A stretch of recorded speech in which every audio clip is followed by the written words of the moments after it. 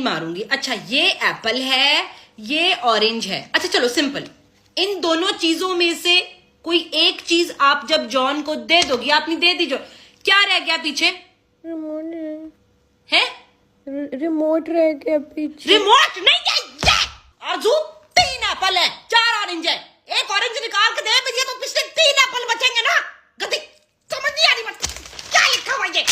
آخری دفعہ سمجھا رہی ہوں. اب چیزوں کو سمپل میتھس کا رول ہے, جب چیزیں اکٹھی ہوں گی, اکٹھی ہم ایز اے فیملی اکٹھے رہتے ہیں نا ہم سب.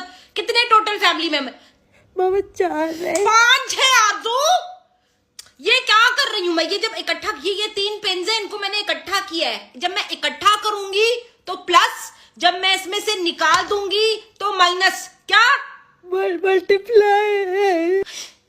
نہیں بیٹا, اللہ